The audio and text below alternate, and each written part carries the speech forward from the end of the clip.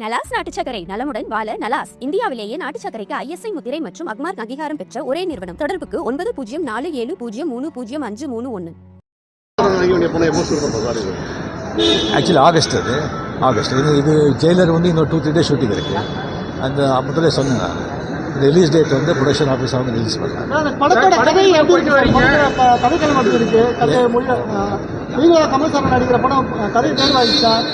கதை தெருவாயிடுச்சு.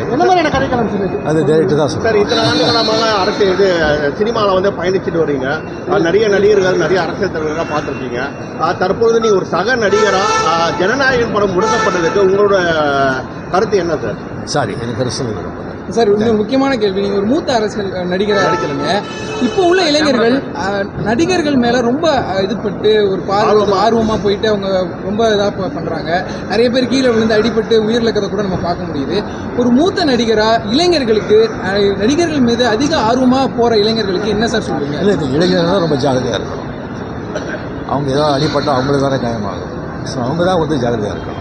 இழப்புக்கு பிறகு பெற்றோர்கள் ரொம்ப வருத்தப்படுறாங்க. ஆனா இந்த இளைஞர்கள் புரிஞ்சுக்க மாட்டாங்க. ஒரு மூத்த நடிகரா நம்ம தமிழ்நாட்டு இளைஞர்களுக்கு நீங்க கொடுக்கக்கூடிய ஒரு அறிவுரை சொன்னீங்கன்னா நல்லா இருக்கும் சார். முதல்ல வந்து படிக்கிற டயத்தில் வந்து படிப்பில் மட்டும்தான் அவங்களுடைய முழு கவனம் இருக்கணும்.